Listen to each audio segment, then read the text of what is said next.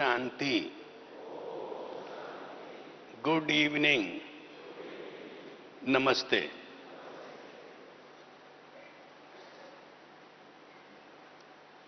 मैं साल में बहुत बार मधुबन आता हूं। हमेशा मुझे कहा जाता है कि आप क्लास कराओ।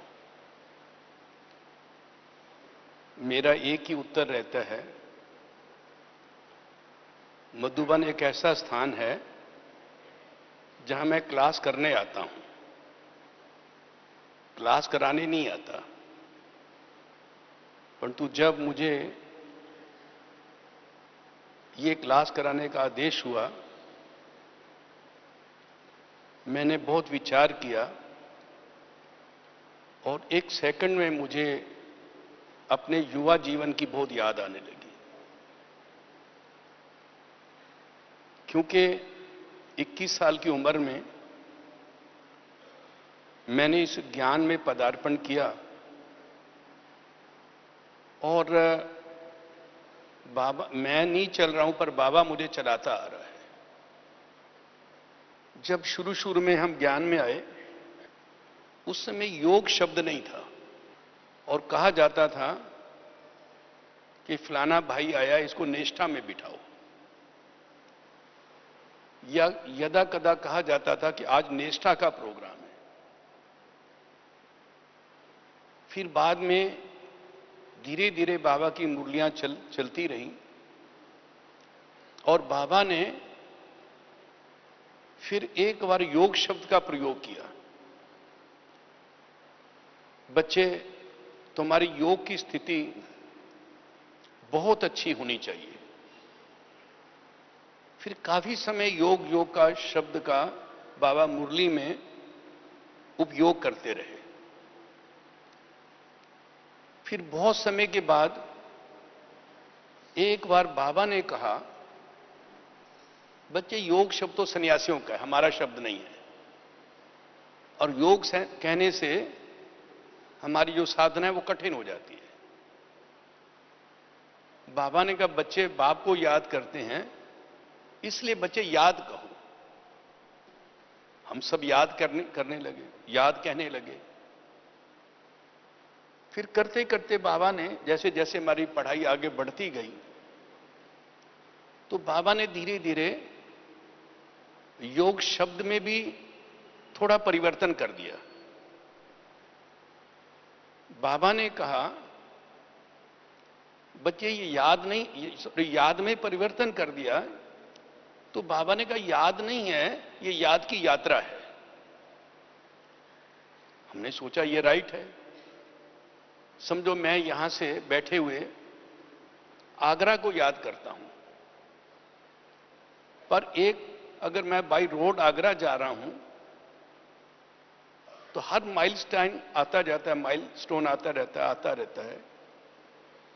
मैं आगे बढ़ रहा हूं तो भी मुझे आगरा याद है कि मैं आगरा जा रहा हूं। तो वो आगरा की जो है याद की यात्रा है। आगरा याद भी है और मेरी यात्रा भी है। अगर हम सिर्फ योग योग कहते हैं तो एक जगह बुद्धि है, मगर हमारी बुद्धि आगे जा रही है। इस योग के माध्यम से अब इस संसार को छोड़ के हम उस दुनिया में जा रहे हैं। इसलिए ये याद जो है, याद की यात्रा है। देखो, दुनिया भी याद करती है, हम भी याद करते हैं। फर्क क्या है? दुनिया भगवान को जब बहुत दुख होता है, उस दुख के समय भगवान को याद करते हैं किसी ना किसी रूप से, या फिर उनको कोई चीज का अभाव होता है तो भी भगवान को याद करते हैं।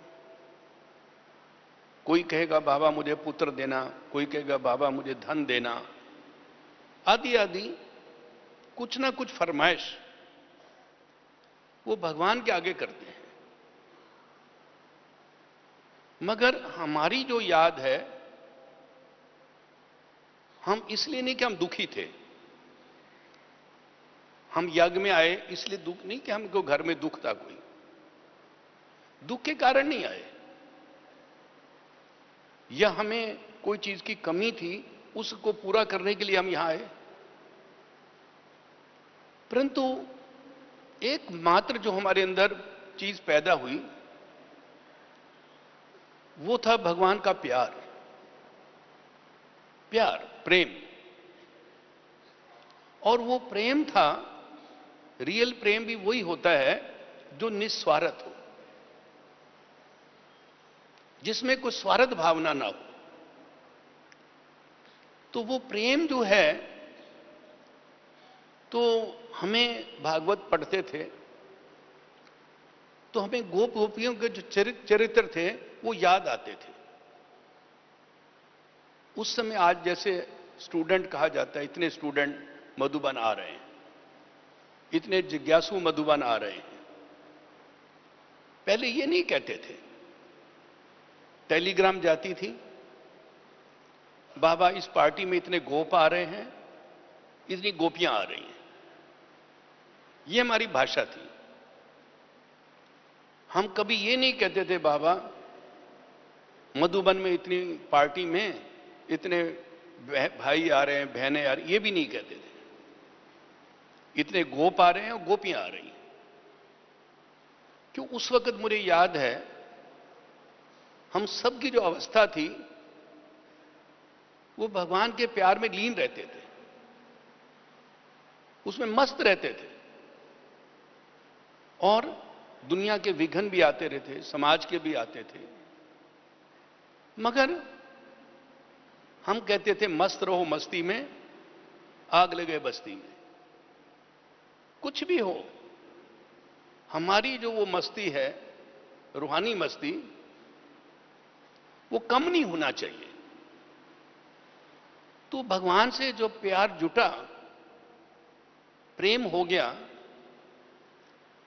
तो उसकी दो प्रतिक्रिया हुई। प्यार में दो चीजें होती हैं। जैसे मां है, उसका बच्चे से प्यार है, वो तो मोह है, पर उसको अगर प्यार भी कहें, कुछ समय के लिए बोले प्यार है, तो मां बच्चे के लिए एक तो त्याग बहुत करती है, उसके अंदर त्याग है। और दूसरी बात यह है, वो मां अपने बच्चे के लिए तपश्चर्या भी करती है। ये दो चीजें स्वाभाविक हैं। देखो, जिसका बाबा से सचमुच में प्यार है और निस्वार्थ प्यार है, तो उसके अंदर पहली चीज ये होगी, उसके त्याग भावना बहुत होगी। देखो, जब हम आए, हमारे से पहले ये दादियां थीं, उस समय हम दादी शब्द नहीं कहते थे, हम उस वक्त इनको कहते थे प्रकाशमणि बहन जी कहते थे, जानकी बहन जी कहते थे। ये दादी शब्द में चेंज कब हुआ? जब बाबा अव्यक्त हुए, उस वक्त कुछ चीजें परिवर्तन हुई। जैसे हम आपस में मिलते थे तो उस वक्त आपस में अभिवादन जो करते थे, जैसे आजकल करते हैं ओम शांति, वो कहेगा ओम शांति, ये नहीं करते थे। और वो तो ये होता था जैसे मिलेंगे, दो घड़ी दृष्टि देंगे और दृष्टि लेंगे, बस। ये हमारा अभिवादन होता है रूहानी मिलन का। तो ये बातें थी, कुछ चेंज हुए, परिवर्तन हुए समय अनुसार। तो ये बात जो हुई कि उस प्रेम में जो उस वक्त था, इतना प्रेम, तो जो त्याग हुआ, आज कभी कहानी सुनते हैं, अनुभव सुनते हैं लोगों के, बड़ा आश्चर्य होता है कि इतना त्याग किया। इतने बड़े घरों के लोग थे, क्योंकि उस वक्त ज्ञान तो बहुत कम था। मुरली भी जो थी वो लिथो होती थी,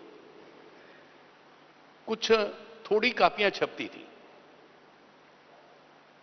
और उस वक्त ये था तो कई बातें ज्ञान की स्पष्ट नहीं थी। जैसे हम बहन जी से पूछते थे, क्योंकि मैं खुद एक विज्ञान का स्टूडेंट था, मैंने एक दिन बहन जी से कहा, बहन जी आज हमने जियोलॉजिकल लेबोरेटरी में एक पत्थर टेस्ट किया और उसकी आयु निकली 20,000 साल। मैं उस पत्थर का थोड़ा टुकड़ा भी ले आया। मैं, बहन जी ये पत्थर है, इस पत्थर की फॉर्मेशन 20,000 साल पहले हुई है, और आप तो कहते हैं कलप ही 5,000 साल का है। बहनें बड़ी भोली, बड़ी प्योर थी, कहते ओम प्रकाश भाई हम नहीं जानते जियोलॉजी क्या है, ये क्या है, हमको तो बाबा ने समझाया है बस। भाई बाबा ने जो कहो, बाबा ने कहा है। मैंने आखिर एक दिन कहा, बहन जी बाबा आपको कहा, मुझे क्यों नहीं कहता है, मुझे भी समझाए। आपको समझा रहे हैं तो आखिर मैं भी उसका बच्चा हूं कि मेरा भी अधिकार है। आप जो बात पूछते हैं वो कहते बाबा ने कहा है। तो वो तो बाद में बहुत मुझे टाइम लगा इस बात पर निष्कर्ष पर पहुंचने में। मुझे संशय नहीं आया, वैसे एक बात बताऊं, क्योंकि संशय क्यों नहीं आता था, क्योंकि उस वक्त जो बहनें थीं बहुत इनोसेंट थी, इतनी पवित्र यज्ञ से निकली थी, इतने साल 13 साल तपस्या करने के बाद। वो कभी बाहर जाती थी, रिक्शा वालों को, साइकिल रिक्शा होते, ऑटो रिक्शा नहीं होते थे, साइकिल रिक्शा वालों को पैसे देने होते थे तो घंटी बजा के ऊपर कोई होता उसको नीचे बुलाते थे। उनको पैसे भी गिनना नहीं आता था, तो किसी का आधार लेते थे, भाई इसको इतने पैसे दे देना, गिन के इस पर्स में से। तो मैंने देखा इनके परिवार के लोग जो थे, लौकिक परिवार, उनको मैं प्राय सबको मिलता गया। मेरे को शौक हुआ ये जानने के लिए कि इन्होंने घर बार क्यों छोड़ा। तो मैं बॉम्बे गया, सब जगह देखा। उस जमाने में इंडिया में जो सबसे बड़ा हॉस्पिटल था वो बॉम्बे में बना था, वो था जसलोक हॉस्पिटल। अब तो उसके मुकाबले उससे भी बड़े बड़े बन गए हैं। तो जसलोक जो हॉस्पिटल था, हमारी जो दीदी मनमोहिनी थी, उनके रियल अंकल का हॉस्पिटल था, और दीदी का भाई, छोटू भाई, उसका डायरेक्टर था। तो मैंने मन में सोचा, ये इतने बड़ा हॉस्पिटल जिसने बनाया है उसके पास कितना अरबों खरबों रुपया होगा, और आज ये दीदी इतने बड़े परिवार की है। फिर मैंने अन्य लोगों को भी देखा, तो मैंने देखा इतने इतने बड़े घरों के ये बहनें हैं, तो इनके अंदर इतनी इतनी त्याग भावना हुई, तो इनको क्या गरज थी। आज साधारण छोटे छोटे सेंटर खोल के बैठी हैं, एक एक आता है और उसे मत्थाफोड़ी करती हैं। बाहर में लोग बदनामी भी बहुत करते हैं। इतना बड़े परिवार के छोड़ के आ गए। तो फिर मैंने देखा, जब वो बोलती थी, कहती थी, मुझे ये नहीं लगता था ये झूठ बोलती है या बरगलाती है। मैं हमेशा अपने को दोषी बनाता था कि मेरे समझ में नहीं आता। मैंने कहा ऐसे कई थ्योरम्स हैं, कई प्रॉब्लम्स हैं जो विज्ञान में भी हैं, कोशिश करने पर वो भी सॉल्व नहीं हुई। ऐसे ये भी होगा, पर हां ये झूठ नहीं बोलती। तो अब उसके बाद करते करते सोचते सोचते वैज्ञानिक तरीके से मैं मैं मेरा आज वो विषय नहीं है। मैं ये बताना चाह रहा था कि मैंने सचमुच में देखा उन बहनों में बाबा के साथ प्यार बहुत था, रियल गोपियां थी। तो प्यार के अंदर उन्होंने जो भी घर बार छोड़ा, बड़ा से बड़ा त्याग किया, तो वो कहती थी उनको पता ही नहीं लगा कि हमारा कोई त्याग हुआ है। वो बहन जी एक बार कहने लगी, ऐसा हुआ जैसे बाबा ने हमको क्लोरोफार्म दे दिया। क्लोरोफार्म देके कोई भी अंग काट दे, पता थोड़ी पड़ता है। आप लोग कहते हो त्याग किया, हमको तो नहीं लगता हमने त्याग किया, उसकी महसूसता भी नहीं। कभी कभी आदमी त्याग करता है, फिर बाद में सोचता है कि मैंने इतना त्याग किया, इतना त्याग किया। तो त्याग का भी त्याग था, त्याग तो किया, पर उस त्याग को कभी उन्होंने याद नहीं किया। तो मैंने देखा कि इनके अंदर त्याग भावना जो है वो कितनी भारी है।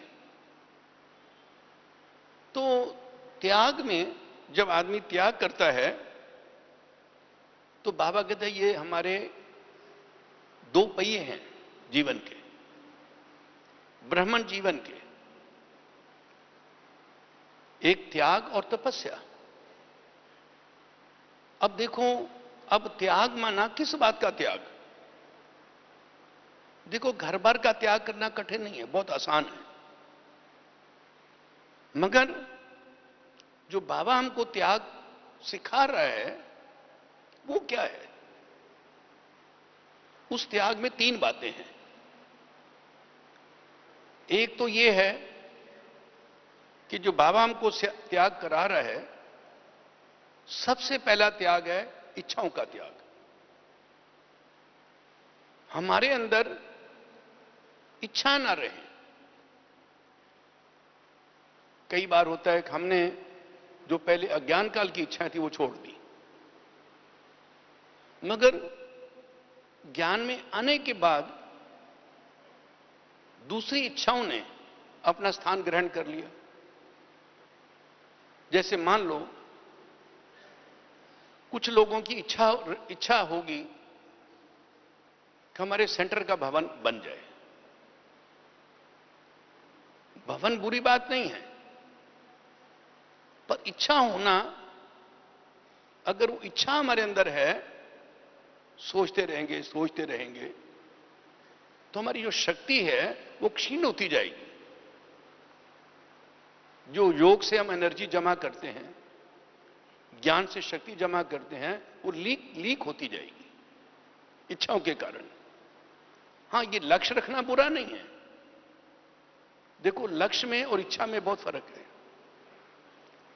हमारा कोई ऊंचा लक्ष्य है, अच्छी बात है, उसमें पवित्रता है।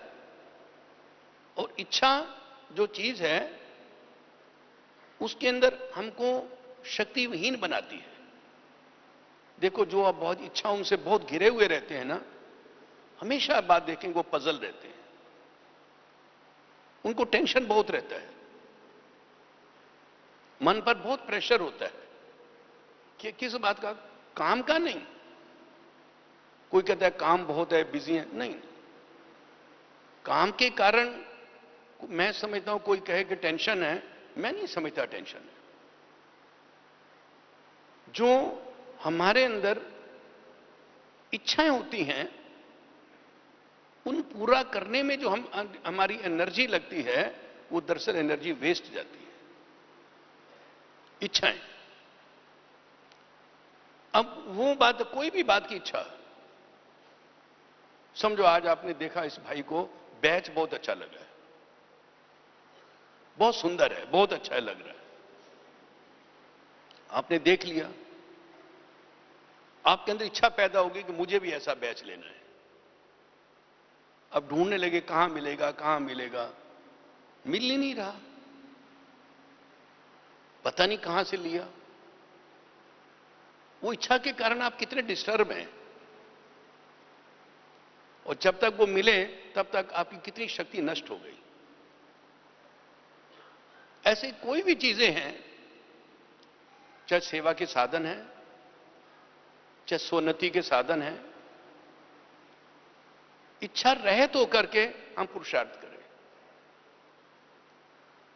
दूसरी बात यह है, इच्छाओं के साथ साथ अगर हमारा त्याग है, प्रेम युक्त त्याग है, प्रेम बाबा से प्रेम के कारण त्याग हमारे अंदर, तो आप एक बात देखेंगे, आपको बाबा के बनने के बाद कभी भी किसी चीज में आकर्षण नहीं हुआ होगा। किसी चीज में आकर्षण, कोई पदार्थ में, कोई वस्तु में, या कोई व्यक्ति में, कितना भी अच्छा, कितना भी सुंदर हो, पर आपको आकर्षित नहीं करेगा, आपको प्रभावित नहीं करेगा, क्योंकि आपकी आत्मा पर बाबा का ऐसा रंग चढ़ गया है, वो आपको खींच नहीं सकता, वो आकर्षित नहीं कर सकता। तो आकर्षण, ये विकार जो है, ये भी आकर्षण है। अब काम विकार क्या है? आकर्षण है, देह का आकर्षण है। मोह विकार क्या है? आकर्षण है। मां को बच्चे से आकर्षण है, वो मोह का रूप ले लेता है। धन का आकर्षण है, वो लोभ का रूप ले लेता है। आकर्षण। तो दूसरी बात जो है, त्याग, हमारे अंदर आकर्षण ना हो, नेचुरल। वो कब होगा? जब बाबा के साथ हमारा बहुत प्यार होगा, जिगरी प्यार। ऐसा नहीं सिर्फ योग में बैठे हैं तो बाबा के प्यार हो गया। प्यार माना एकदम शुद्ध प्यार। और तीसरी चीज है घृणा। आकर्षण का अपोजिट घृणा है। जितना आकर्षण बुरा है उतने घृणा बुरी है। कोई का आपको नेचर अच्छा नहीं लगता, कोई एक्टिविटी अच्छी नहीं लगती, आप उसे घृणा करते हैं। उसको चाहे पता हो या ना हो, पर आप घृणा कर रहे हैं। घृणा करने से आपका आत्मबल घट रहा है, आपका घट रहा है, आपकी शक्ति जा रही है। इसलिए हमको यह भी देखना है, तो घृणा कब खत्म होती है? जब बाबा से बहुत प्यार हो। कभी घृणा नहीं आएगी। कोई ने मान लो आपको अपशब्द कहे, गाली दी, ये किया, आपको कभी घृणा नहीं आएगी, बल्कि दया भावना पैदा होगी, क्योंकि बाबा का प्यार है आपके साथ। तो इसलिए जो रियली त्याग मूर्त हैं ऐसे, उनके अंदर आप देखेंगे बहुत कम इच्छाएं होंगी, भी कभी एक आधी, पर वो भी होनी नहीं चाहिए। इसलिए जो सतयुग की स्टेज है, इच्छा मात्रम अविद्या। सतयुग में जो इच्छा किसको कहते हैं, इसका देवताओं को ज्ञान ही नहीं है। इच्छा शब्द क्या है? वहां के शब्दकोश में शब्द नहीं है इच्छा। इसलिए उसकी रिहर्सल तो यही करनी है ना भाई। जब आप सतयुग में जा रहे हैं, आपको पता है वहां की हमारी ये स्टेज होगी, इच्छा मात्र में विद्या। और आप एक बात देखेंगे अनुभव करके, इच्छा रहे तो के काम करेंगे तो हर एक आपकी पूर्ति ऑटोमेटिकली होती जाएगी अपने आप। इच्छा अगर रख के काम करेंगे तो आपको बहुत स्ट्रगल करनी पड़ेगी। इसलिए इच्छा रहित और आकर्षण। फलाने ने ऐसा म्यूजियम बनाया, मुझे भी ऐसा बनाना है। फलाने ने ऐसा किया, यह आकर्षण। हाँ बनाओ, वो भी सेवा का साधन है, क्या बुरा है बनाने में। पर अगर आप आकर्षित हैं किसी भी चीज से, ये फलानी बहन जी की क्लास बहुत अच्छी है, मुरली इसी की मैं सुन लूंगा, तो ये आकर्षण हो गया। मुरली तो बाबा की है ना भाई, कोई भी सुनाए भाई। इंजेक्शन लगाना है, इंजेक्शन तो डॉक्टर ने बताया ना, पर कोई नर्स लगाए, कोई भी लगाए। अब ऐसा क्यों सोचना कि यही नर्स मेरे को इंजेक्शन लगाए, इसका ही इंजेक्शन मेरे को काम करेगा। वो मुरली जो है वो तो बाबा भगवान की है ना, कोई भी सुनाए। पर ये जो हमारे अंदर चीजें पैदा होती हैं, हमारे अंदर चॉइस पैदा हो जाती है। तो इसलिए ये बात जो है, आकर्षण किसी भी बात का होना, चाहे अच्छी बात भी क्यों ना हो। हाँ, अच्छी बात अच्छी है, उसकी वैल्यू है, मगर उसकी वैल्यू होते भी हमारे अंदर, हमारे दिल में उसका आकर्षण नहीं है। क्योंकि हमारे दिल में बाबा है ना, बाबा से आकर्षित चीज कोई दुनिया में हो सकती है? जिसके दिल में बाबा बैठा है तो वो उसको दुनिया की कोई चीज आकर्षित कर ही नहीं सकती। पहले हम कहा करते थे परवाह थी पार ब्रह्म की, उसको पा लिया तो बाकी क्या रहा, बस। परवाह थी पार ब्रह्म में रहने वाले की, उसको हमने पा लिया तो बाकी क्या रहा, कुछ नहीं। हाँ, इस दुनिया में हम कहते थे हम ठहरे हुए हैं थोड़ा समय, भगवान की इच्छा है हम इस दुनिया के जो लोगों को भी नरक से निकाल लें। बाकी अब इस दुनिया से हमारा कोई सरोकार नहीं है, हम इस दुनिया में रहने की इच्छा भी नहीं है, हमारा कोई सरोकार नहीं है। अगर रह रहे हैं ये भी भगवान की आज्ञा है, इसलिए हम रह रहे हैं। तो इसलिए कोई आकर्षित ना हो। एक बार बाबा ने, साकार बाबा ने पूछा, बच्चे अगर क्वीन एलिजाबेथ इंग्लैंड की महारानी आपको ऑफर दे कि बच्चे आपको मैं अपना गोद का बच्चा बनाना चाहती हूं, कौन कौन है हाथ उठाओ जो गोद का बच्चा बनना चाहता है? किसी ने नहीं उठाया कि बाबा आपकी गोद छोड़ के हम दूसरे का बच्चा बनेंगे क्या? क्यों आकर्षित हूं?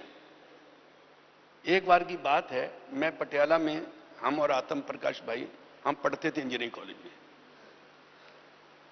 तो बाबा ने एक बारी कहा, जो महाराजा पटियाला था, तो हम वहां भूपेंद्रा रोड पे ही रहते थे, उसके जो कमांडर इन चीफ की कोठी थी उसके अंदर हमने कमरा लिया हुआ था। तो राजा का जो उस वक्त था दबदबा बहुत था, और कितनी रानियां थी उसकी, 2-3 रानियां तो ज्ञान में भी आ गए। हम उनसे पूछते थे भी क्या, तो हमें पता था कि वो कितना, राजा तो होते ही हैं पर वो विकारी बहुत था। तो भी बाबा को उस राजा के प्रति बड़ी दया भावना थी।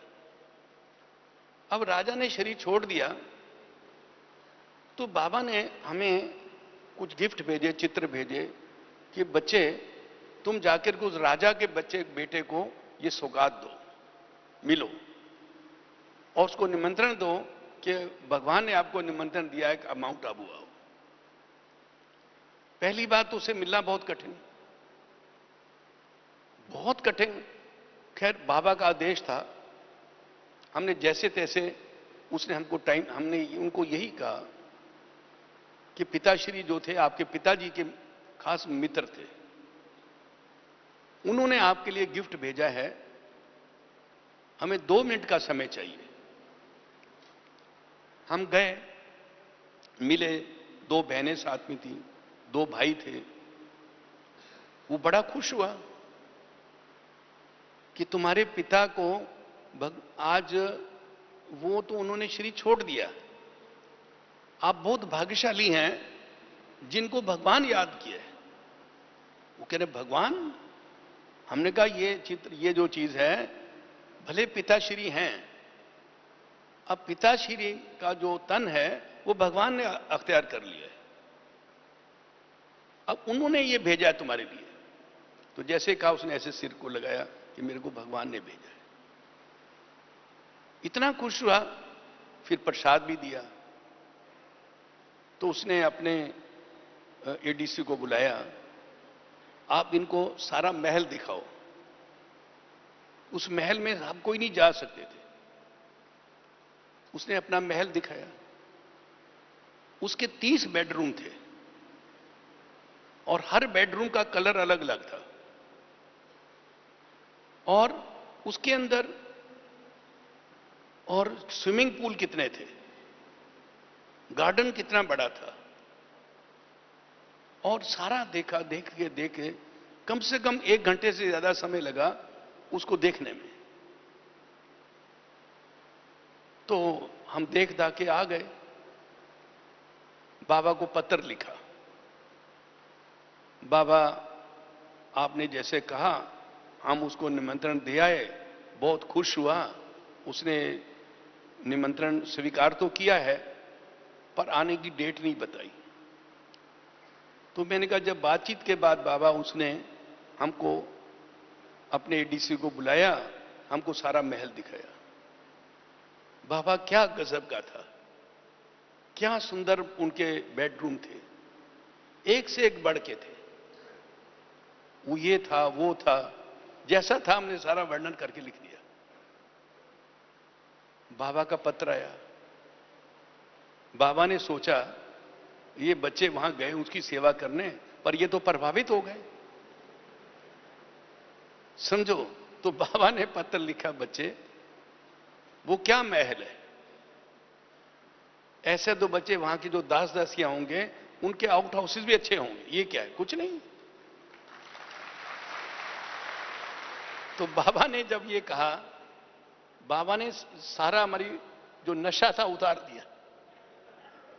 सारा कहा कि देखो तुम लोगों को ये पता होना चाहिए, ये सच में हमें देखा हर एक कमरे में कितने हीरे लगे हुए थे, उसी कलर के। वैसे ही अगर ग्रीन है तो ग्रीन हीरे होंगे, कारपेट भी ग्रीन होगी, सब ग्रीन होगा, अगर पिंक है तो पिंक होगा।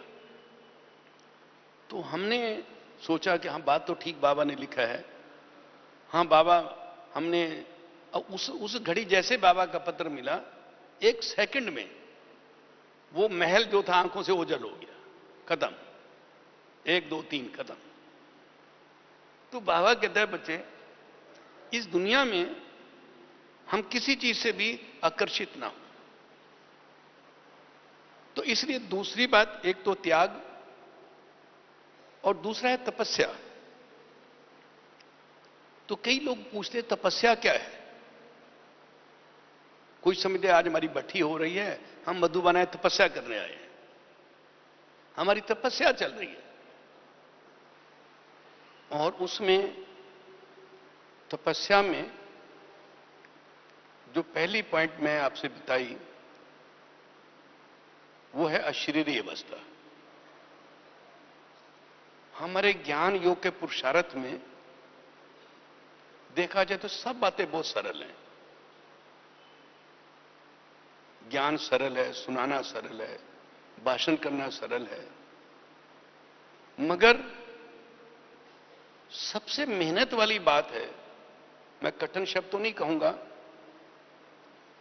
सबसे मेहनत वाली बात है तो अशरीरी बनने में।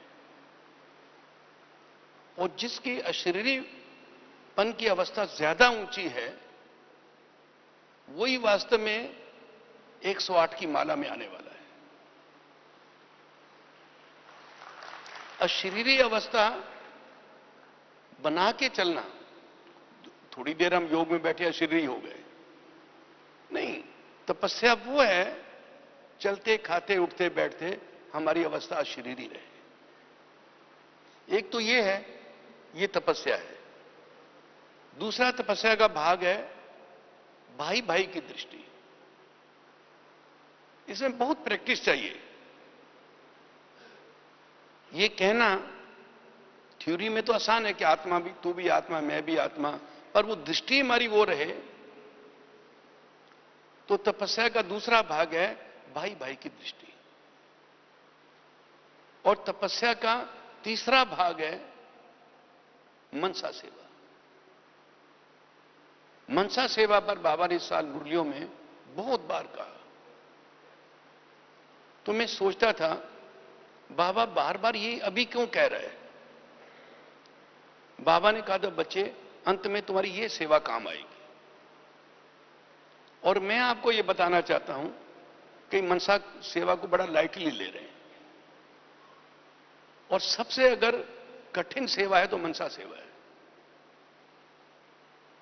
पर्चा बांटना, भाषण करना, कार्ड छपाना सारे आसान हैं, पर मनसा सेवा में बहुत प्रैक्टिस चाहिए, बहुत काल का अभ्यास चाहिए, वरना मनसा सेवा इतनी सहज नहीं कि जो हो जाए। वो भी एक विषय है, इसलिए मैं आप उस विषय को पर हां ये बताना चाहता हूं कि हमारे तपस्या में क्या क्या चीजें। एक तो है थोड़ी अलग काल के लिए हम बैठे योग किया, वो भी तपस्या तो है, पर तपस्या ये है हमारी निरंतर तपस्या। अब ये बात आती है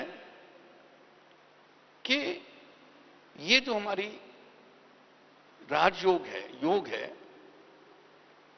उसका रहस्य क्या है, उसका लक्ष्य भी हमको पता है, पर इसका मिस्ट्री क्या है। What is the real mystery of Rajyoga, रहस्य क्या है। इसका रहस्य है कि रहस्य इसका यह है राजयोग का कि आत्माओं का फुल विकास करना, full development of the soul. देखिए अभी तक द्वापर से लेके डिवाइन फादर्स, ऋषि मुनि, महात्मा अनेक आए, पर अब देखेंगे सबने अपना ज्ञान सुनाया, अपनी संख्या बढ़ाई, पर कभी भी उन्होंने आत्मा का विकास नहीं किया। यही कारण था कि दिन प्रतिदिन आत्मा नीचे की ओर जाती रही, गिरावट होती रही। आत्मा का विकास होना यह हमारे राजयोग का मुख्य लक्ष्य है, रहस्य है इसका। अब मैं समझता हूं आज समय की रफ्तार का आज विषय है। अब आप कोई कहता है मैं 10 साल से ज्ञान में हूं, कोई कहता है 5 साल से हूं, पर सोचना यह है कि आप इतने सालों से चल रहे हैं, पर आपका विकास कितना हुआ है। आपके सेंटर का विकास हुआ, सेवा का विकास हुआ, पर आपका निजी विकास क्या है। आप जो आत्मा पहले आई थी ज्ञान में और अब हैं आज की स्टेज में, तो विकास क्या हुआ, ये आज सोचना है। और समय की रफ्तार चल रही है, और हम जिसको हम कहेंगे हमारा संपूर्ण विकास नहीं हो। संपूर्ण क्या है, देखो एक ही भगवान है जो आके पढ़ा रहा है बच्चे, मैं तुमको 16 कला संपूर्ण बनाने आया हूं, फुल विकास करने। किसी ने आज तक नहीं कहा कि मैं ऐसा विकास करने आया हूं। अब हमारा विकास क्या है। विकास में जो हमको देखना है कि 2 चीजें हैं। कैसे हमको पता लगे कि मेरा विकास हो रहा है। भाई 2 चीजें हमको बताती हैं। एक तो यह है कि हमारे अंदर नशा कितना है। ज्ञान होना अलग बात है, पर नशा अंदर में। हमें याद है जब साकार बाबा थे, मुरली के बाद रोज घूमने जाते थे, तो चलते चलते बीच में बाबा रुक जाते थे। बाबा की हाइट बड़ी थी, लंबा थे। बाबा 1 कदम चलते थे, हम 2 कदम चलते थे। बाबा चल रहे हैं, ऐसा लगता था हम भाग रहे हैं। तो बाबा ठहर जाते थे बीच में और पीछे मुड़ के कहते थे, बच्चे आप बताओ किसके साथ चल रहे हो। हमें बड़ा फख्र था कि बाबा हम शिव बाबा के साथ चल रहे हैं। बाबा याद दिलाते थे, तो किसके साथ चल रहे हो। एक दिन की बात, धूप आ गई। धूप आ गई तो लच्छू दादी थी, उसने ऐसे छाता बाबा के ऊपर कर दिया।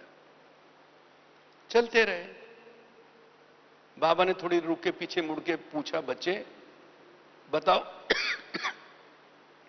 ये बच्ची ने छाता किसके ऊपर किया। तो सबने एक स्वर से कहा, बाबा शिव बाबा के ऊपर किया। बाबा ने कहा, बच्चे फेल। बच्चे शिव बाबा को धूप लगती है क्या? उसको धूप लगती नहीं, क्योंकि रटा हुआ था सबने। किसके साथ चल रहे हो? शिव बाबा के साथ चल रहे हैं। तो बाबा ने कहा, बच्चे ये जो बात है हमको ये देखना है कि हमारे जो विकास की स्टेज वो क्या है। एक तो नशा,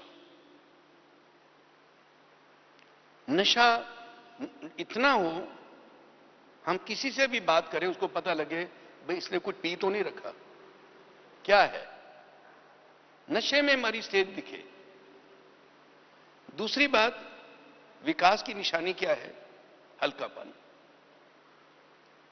काम करते, सेवा करते, सब कुछ करते, हल्के रहे। कभी भारीपन ना रहे। सिर्फ योग में बैठे उस समय हल्के हो गए, वो अलग बात है। पर लाइफ में हर चीज में हल्के। समस्या आई तो भी हल्के, बीमारी आई तो भी हम हल्के। हल्कापन, नशा और हल्कापन, ये दो निशानियां हैं हमारे विकास की। अगर हमारे अंदर विकास है तो मैं सिर्फ ये कहना चाहता था कि अंत में जैसे समय की रफ्तार है, अंत में जो परिस्थितियां आएंगी उनको हमको फेस करना है। क्योंकि टाइम मेरे को सिर्फ 2 मिनट बचे हैं अभी। जरूरी बात बतानी है कि अंत में जो समय आएगा तो उनको फेस करने के लिए हमारे अंदर बहुत बल चाहिए, ताकत। और वो ताकत यहीं जमा करनी है। तो क्या है कि शक्तियां जो हमारे अंदर हैं योग से, मैं आपसे पूछूंगा, मैं अभी टाइम नहीं है, आपसे पूछूंगा कितनी शक्तियां हमको मिलती हैं। सब एक स्वर से कहेंगे, कितनी? 8। 8 जो हैं, 8 के नाम भी आपको पता है। समाने की शक्ति, सहन शक्ति, सामना करने की शक्ति, विस्तार को संकीर्ण, आदि आदि ये शक्तियां हैं। मगर इन शक्तियों के ऊपर जो सबसे बड़ी शक्ति है, इन सबसे 8 से भी ऊपर, और सबसे बड़ी शक्ति है वो है साइलेंस पावर। साइलेंस पावर जो है वो बहुत बड़ी शक्ति है। जब हम शुरू में ज्ञान में आए तो कल्पवृक्ष का चित्र था, जापान में छपा था वो। उसमें एक ग्लोब था। ग्लोब के 2 तरफ, एक तरफ ऐसे कार्टून टाइप बनाया हुआ था, क्रिश्चियन कैट्स। रशिया एक तरफ अमेरिका, और हाथ में मिसाइल, दोनों के ऐसा। और उस ग्लोब के नीचे एक छोटा ग्लोब था जो श्री कृष्ण के हाथ में था, और नीचे उसके लाइन लिखी हुई थी, silence power will win over science power. अब ये बात मुझे समझ में नहीं आई कि हम चुपचाप बैठ जाएं कमरे में तो क्या हमारी ये साइलेंस जो है ये साइंस पर विजय हो जाएगी। बहुतों से मैंने पूछा और लगातार 2 साल तक ये प्रश्न मेरा सॉल्व नहीं हुआ कि आखिर व्हाट इज दिस। ये लिखा है, which is that silence power, वो क्या चीज है। मैं शॉर्ट में एक बात सुनाता हूं। जब मधुबन हम जाते थे तो उस समय मम्मा मातेश्वरी हमको कोई ना कोई ड्यूटी देती थी। कभी कहती थी बाहर एक टेबल, गोल टेबल था, ऊपर टेंट लगा हुआ था, यहां बैठो, कोई आता है उसको अटेंड करो। कभी कुछ कभी कुछ। एक बार यहां मधुबन गए तो मम्मा ने कहा, ओम प्रकाश भाई कि कुछ डाक आई हुई है। बाबा के पास 2 तरह की डाक आती थी। एक तो अपने बच्चों की सेंटरों से आती थी। तो ईशू दादी वो डाक बाबा को सुनाती थी और बाबा उसका उत्तर लिखते थे। और कुछ डाक बाबा की बातें थी बाहर के संस्थाओं की, बाहर की जानकारियां, ऐसे ऐसे कुछ ना कुछ, या निमंत्रण आते थे। तो ऐसी डाक आई हुई थी। तो मम्मा ने मेरे को कहा तुम ऑफिस में आके मेरे से वो डाक ले लो। तो मैंने मम्मा से डाक ले ली। मैं 2-3 दिन खूब पढ़ा उसको, ग्रीन अंडरलाइन किया, रेड किया, ब्लू किया, ये ऐसा। तो बाबा के सामने जाना, खुदा के सामने जाना, मैंने खुदा बनना। बाबा अगर पूछेगा अच्छा फिर ये निमंत्रण आया तो उसने आगे क्या लिखा, फिर उसमें फिर पढ़ने नहीं बैठेंगे। हमें सब ओरल याद होना चाहिए क्या बाबा कहे, तब तो बाबा कहेगा इन्होंने कुछ स्टडी की है। तो मैं सारा अच्छी तरह पढ़ के 2 या 3 दिन मैंने लगाए। फिर मैंने बाबा से कहा बाबा मम्मा ने मुझे डाक दी है, मुझे आपको सुनानी है। तो वो डाक बाबा को सुनाते थे। फिर बाबा जो उत्तर देता था वो हम लिख लेते थे और फिर टाइप करा के वो उसको भेजते थे। बाबा की तरफ से नहीं, ईशू बहन की तरफ से या किसी तरफ से। तो मैं बाबा को सुनाने के लिए, बाबा ने कहा बच्चे कल 10 बजे आ जाना। बाबा का कमरा ये जो ऊपर पांडा भवन में है, अभी वहां गादी बची हुई है। तो वो एंट्री बाहर से नहीं थी जो अभी हम बाहर से आते हैं, पर एंट्री अंदर से थी गली में से। तो मैं ठीक 10 बजे बाबा के पास पहुंचा। उस वक्त बाबा गद्दी पर बैठे थे और बाबा के सामने एक छोटा डेस्क होता था इतना सा, और उसका आगे के साथ थोड़ा स्लोपिंग होता था। उस पर बाबा बैठ करके डाक लिखते थे। और बाबा जो डाक लिखते थे लाल पेंसिल से, और वो पेंसिल विदेश से आती थी। ये तो भारत की पेंसिल यूं ही घिस जाए। बाबा पत्रों का जवाब बच्चों को देते थे, इतना फास्ट लिखते थे जैसे प्रिंटिंग मशीन। तो मैं जब वहां पहुंचा, बाबा ने नजर उठा के देखा, बच्चे आ गए हो? मैंने कहा जी। तो ऐसे लेफ्ट साइड में ईशू दादी बाबा को लिखा रही थी और बाबा ने कहा बैठ जाओ। मैं राइट साइड में मैं बैठ गया। इधर बाबा है, इधर ईशू दादी, इधर मैं। तो बाबा ने, ईशू दादी ने मेरे सामने 1-2 पत्र बाबा को सुनाए। बाबा ये फलाने बच्चे ने मेरठ से लिखा है, ऐसा। अब सुनाई नहीं रही है पूरा पत्र, और बाबा ने लिखना भी शुरू किया और पत्र भी पूरा हो गया। इतना बाबा लिखते जा रहे, लिखते जा रहे, मैं देख रहा हूं। फिर बाबा को, बाबा ये पत्र जो है ये दिल्ली से आया है, फलाने बच्चे ऐसा याद बाबा ने लिखा है। लिख के ऐसे बाबा फेंकता जाता था, और ईशू दादी वो कागज कलेक्ट करती थी। मैं बैठा रहा। थोड़ी देर में मैंने देखा कि मेरे शिविर में सुनपन आ रहा है। मेरा नीचे से जैसे कि मैं सुन होने लगा हूं। फिर थोड़ी देर के बाद क्या हुआ, वो सुनपन ऊपर आने लगा। फिर मैंने देखा मैं होश में हूं, मेरे हाथ भी सुन हो गए। फिर आगे चलते तो मैंने सोचा अभी बाबा कहेगा डाक दिखाओ क्या लिखा है, मेरे पास पड़ी है पर मैं उठा नहीं पाऊंगा क्योंकि अब मेरे हाथ तो काम कर नहीं रहे। फिर धीरे धीरे करते करते क्या हुआ कि मैंने, मेरा जो गला था वो भी सुन्न हो गया। मैंने कहा बाबा पूछेगा मैं बोलूंगा क्या, मैं तो बोल ही नहीं पाऊंगा। और इतनी मुझे खुशी, एनर्जी मिल रही थी, बेहद खुशी भी थी, पर बीच बीच में खटका था कि मैं क्या करूंगा, मैं जिस काम के लिए आया हूं वो कैसे पूरा होगा। मैं सब देख रहा हूं। थोड़ी देर में डाक ईशू दादी की पूरी हुई। वो डाक लेकर के बाहर गई। बाबा ने मेरी ओर देखा, बच्चे टपाल ले आए हो? टपाल बाबा कहते थे डाक को। और मैं चुप हूं और मैं बोल ही नहीं पा रहा हूं। तो हमें बचपन में ये मैनर सिखाए जाते थे कि बड़ा कुछ बोले, हाँ जी ना जी कुछ करो। ऐसे ना जवाब देना, हम इसको अज्ञान काल में बड़े बैड मैनर समझते थे। फिर बाबा ने दूसरी बार पूछा, बच्चे सारी टपाल पढ़ी है आपने? टपाल मैंने डाक। फिर मैं खामोश हूं। फिर तीसरी बार एक बाबा ने फिर पूछा। फिर आखिर बाबा ने मुझे दृष्टि देना शुरू किया। जैसे बाबा दृष्टि देता रहा तो मेरे बहुत आंसू गिरे। इतने आंसू धरा बह रही थी तो मेरी आगे की शर्ट जो थी, तब तो कुर्ता पजामा नहीं पहनते थे, लौकिक ड्रेस, तो आगे के जो मेरा शर्ट थी वो पूरी भीग गई। इतने आंसू निकले और खुशी के आंसू। मेरे को महसूस हो रहा था यही बाबा है जिससे हम दूर हो गए थे।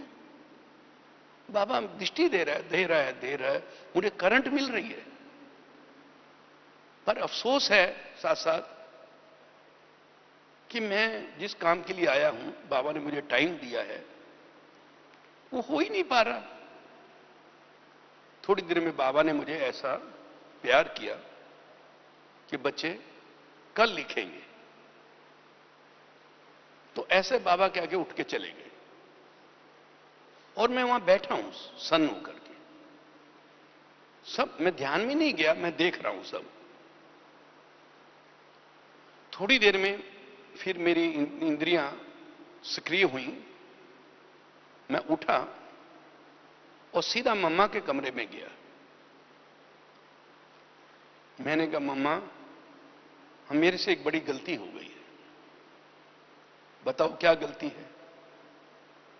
मैंने कहा, मम्मा आज जो डाक दी थी मैं, बाबा ने मुझे टाइम दिया था, मैं सुनाने गया था, पर ऐसा ऐसा हो गया। तो मैं खुशी से नहीं बता रहा था, मेरे चेहरे पर अफसोस बहुत था। तो मम्मा ने मेरे को कहा, देखो तू बड़े भाग्यशाली हो, आज बाबा ने तुमको दो बातों का अनुभव कराया। एक तो बाबा ने यह अनुभव कराया,